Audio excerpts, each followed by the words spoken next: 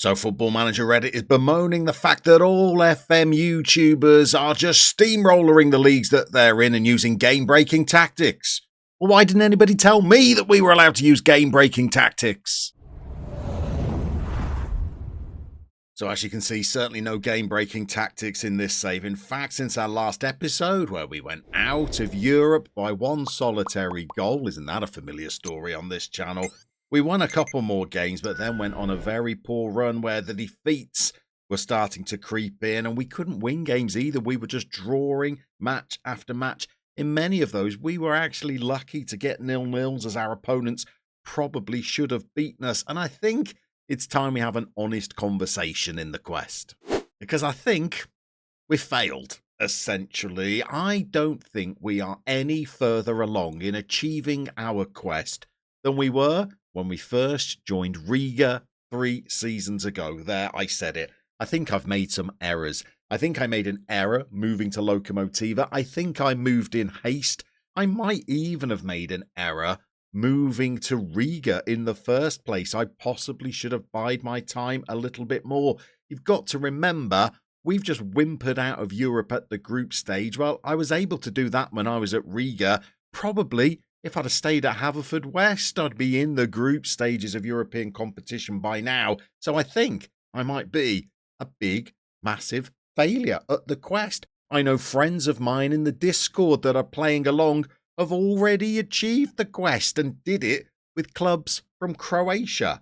I, on the other hand, am languishing. And obviously I know that if I was to play this safer season after season after season, eventually I think I would wind up at a club where I would manage to get to a European final. That was never really the aim of the quest. The aim was to try and do it in a time frame where people were still watching the series.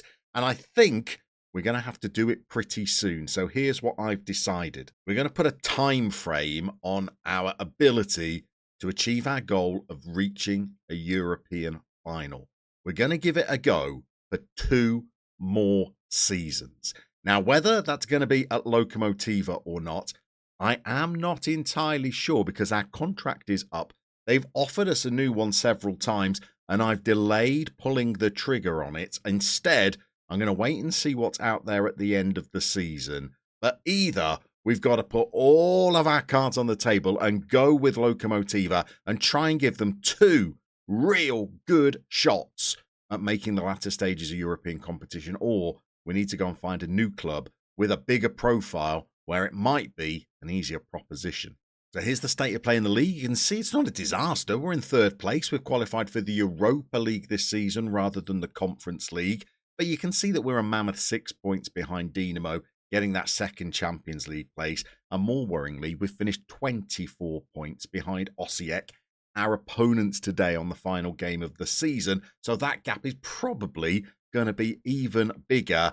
And we've not even got close to mounting a title challenge. So we can't compete domestically. We can't compete in Europe. Other teams from Croatia are getting to European semi-finals and we are the poor relations, really. We have had a pickup in form recently. After all those draws and defeats, I got a bit cross and I did change the tactic. It's not a huge change. We're still playing 5 at the back. But I have this very nice idea of playing very pretty football, hitting teams on the counter-attack, playing a diamond midfield and trying to work our way through the thirds and take teams on. It wasn't working. So I took out the attacking midfielder. I put in a 2nd striker. And since then, things have picked up somewhat. But the mentalities of the players still lets us down. During the last game, we could have secured qualification for the Europa League. In the end, we did it because other teams below us lost. But when it came to the big occasion, our players huffed and puffed, dominated the XG, had plenty of shots, but ultimately lost 3-1 to Hajduk. And we've got a squad of players, I fear, who are not going to be the ones that can take us to a European final. So if we stay with Lokomotiva, we're looking at a mass clear out. We've already placed underperformers like Tiny Chuk on the transfer list. Such has been my exasperation at the progress that they've made this season. Look at the lack of goals that they've got over recent months.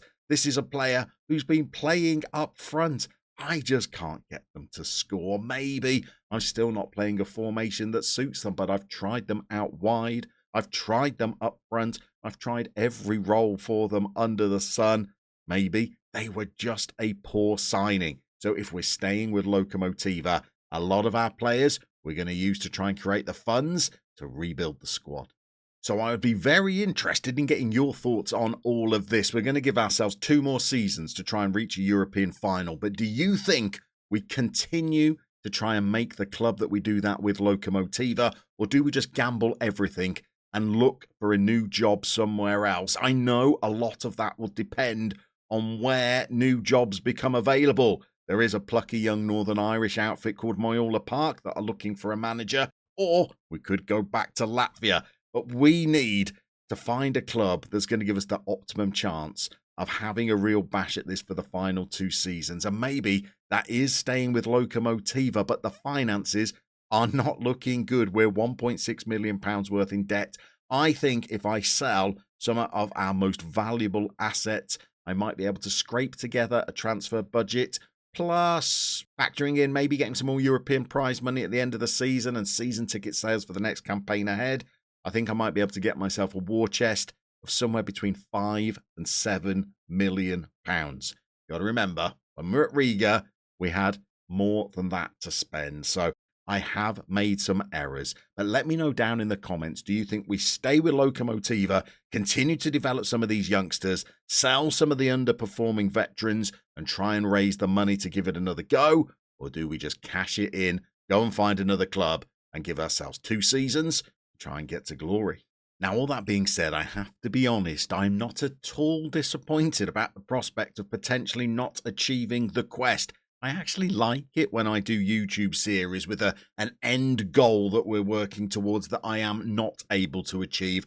Look back to I think it was FM21, when I took on a save with Kettering, only using their youth players. It was a catastrophic failure, but it's still one that rankles with me 3 FMs later, and I would like to go back and try again because I feel like it's the one that got away, and maybe the quest is going to be another series, another challenge that just proves too great for yours truly, and one that I might go and revisit in the future and give another go because it's looking like one that I'm not going to be able to accomplish. But if we are going to do it and we are going to stay with Lokomotiva, the pleasing thing is we have brought some players to the club that are developing incredibly well, and I think conceivably could at least be in the squad of a club that reaches a European final. Over recent games, Milivoje Rasanda has proved themselves to be a bit of a bargain signing. We snapped them up for just £5,000. They've only scored 8 goals in the league in 27 appearances this season. That doesn't look too impressive.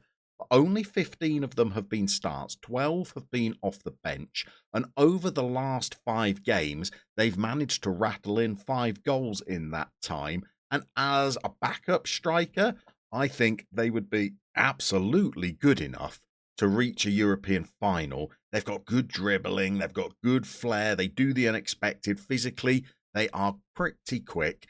And I think they're a decent little find for us. I think Daniek's been a decent signing. He's worth around £2 million.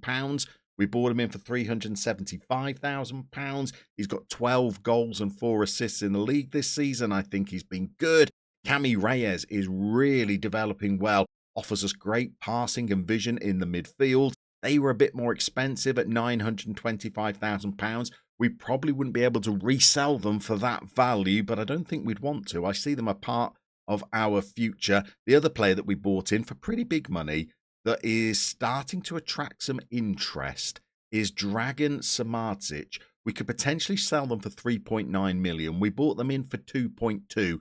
I've just got them to sign a new contract, one that doesn't have a minimum fee release clause in, because clubs like Inter and Porto were both sniffing around, so they've got a bit of a wage hike in order to sign a contract with no release fees in it.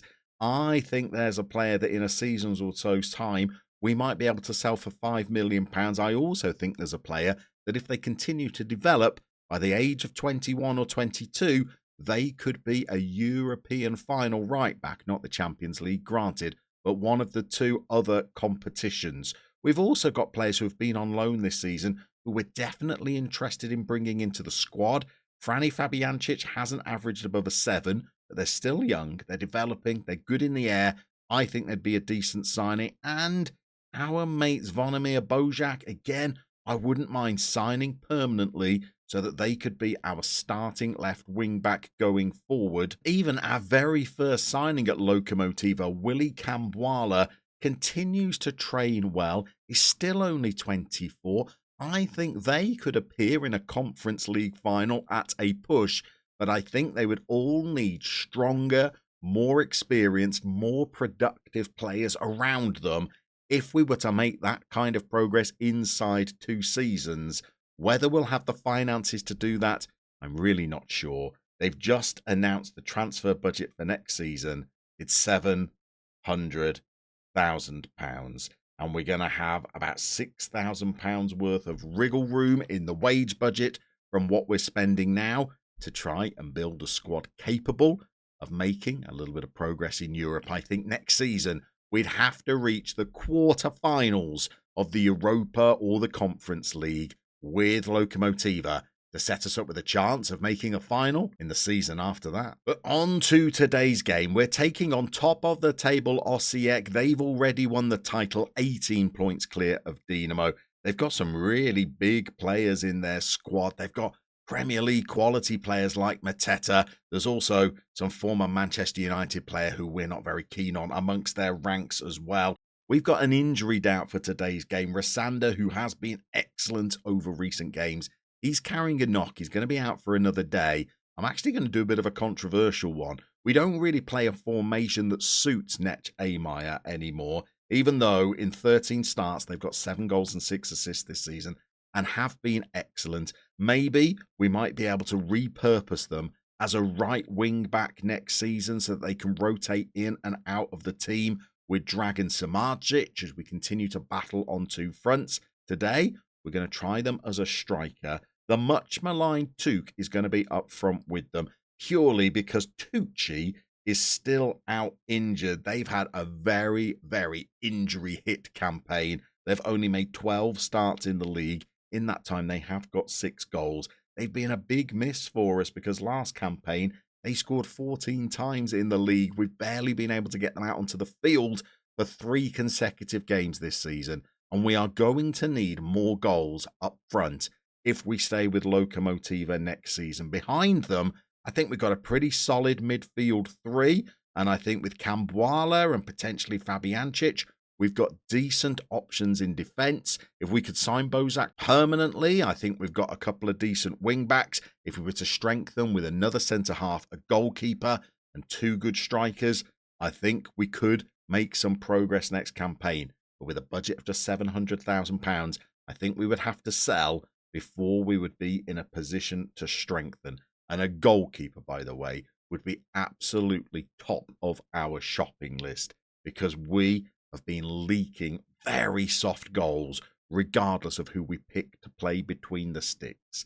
Today's game is going to be very difficult against Osijek. We're away to top it off. They are already comfortably the best club in Croatia. They're looking to just prove it once more with a win against us today. Now, it's taken a while, but on 14 minutes, we hit our first highlight, and it is a corner for our opponents that they meet at the near post. They head it just wide. We've had a very quiet start to this game, which I guess against the champions is not too bad. We've now had a couple of shots. One of them was even on target. They were not good enough for us to warrant a highlight, but still a competitive start, I would say. When we've played Osijek in the past, the best we've done is to grab a 0-0 draw against them. This is the club that knocked us out of the cup on penalties this season. We were unlucky not to perhaps win that game on penalties and make further progress in the cups, but they are incredibly strong. I don't know where they get their money from, but they've got a lot of it and they're not afraid to spend it. Maybe it's the fact that they've been in the Champions League for the last few seasons has meant that they are able to bring a quality of player in that, alas, we are not. But we have got the ball in their attacking third, and Samardzic sends the ball in from the right. It's cut out, but we come again. Babanya recycles possession. He gets it back. He brings it into the defence with Kambwala. Now we've got Chuk. This boy, honestly, I cannot get him to score. We even went as far as to start threatening his performances, start saying that we can't continue to play him. Then we set him a target to try and achieve by the end of the season. We said, look, you want to stick around at this club, you've got to get 5 goals in the final, I think it was about 15 games of the season. He said, that's an easy target. I'll be glad to meet that. He's not scored since. Fortunately, Nets Amaya has. We've brought him back into the team for today's game, and just on the edge of the 6-yard box, he has swept home across into the box. I think it might have been, it wasn't from Chuk, he's laid it back, it was Bozak. And Amaya has just got in front of his defender, fired it past the keeper, and just before we hit half-time, we've taken the lead, and I would even go as far as to say we look decent value for it. But I've spoken too soon, because they've got a corner of their own. There is that Manchester United player. He fires it over the bar. I think somebody either got a deflection on it or our goalkeeper might have just flicked it over the bar. And now they go to the corner again. Samardzic chases after the ball. They're looking pretty composed here, but look at the numbers we've got back. I like that defensive setup. We're making them play in front of us. We can continue to try and push them back. And we see the highlight out. That is defending, which I quite enjoy. We go in at the interval, a goal up, looking good value as well. We could find a second at the start of the second half. You never know, we could get an unlikely victory. So don't look at the bottom of the screen. Just have a little guess. Which of our players do you think is currently on the lowest match rating? Is it Babania? No. Is it Daniek? Of course it's not. Is it Tuk? Yeah, you got there eventually. He is pulling a 6.6. Nobody else is below a 6.7. And Lucas Hempt has thumped a header past our suspect goalkeeper. They're highlighting Babania like he was the player that was beaten in the air, which is a shame because he's 6'4", didn't even jump. He's got very good jumping reach. But that delivery in the box was just too devilish for us. And we now find ourselves tied at 1-1. And the game is evening up. Amaya has a strike looking for his second of the game. It's charged down. It falls to Cami Reyes. He has a little foray down the left-hand flank. They manage to get possession of the ball back. They're countering on us. Novoselic comes in, whacks away somebody's heels, and the Croatian Dan Burn breaks that move down for us. We're hitting the hour mark. I think it's time that we brought on our first couple of substitutions to see whether we can wrestle control of this game back. And those substitutions have been made, and Tuk has exited the action. In his place, we've brought on another player who's not really a striker. Kirkgaard can play there, but they are far more comfortable on the wing. But they've got to be a better option than Tuk right now. We cannot get him out of the club fast enough. If we can get close to £2 million for him, I will take it, because I think I could buy 3 players with that amount of money that might contribute more over the course of the next season than Tuk has been managed to this season. He's just never managed to settle, and I don't think he's been my best bit of transfer business. The other player we've bought on a substitute is young 17-year-old now, Sever. He promptly gives the ball away in central midfield, and now they are attacking. They've got Rudtich over on the right flank. He sends the ball in. They've scored again. That was a tap-in.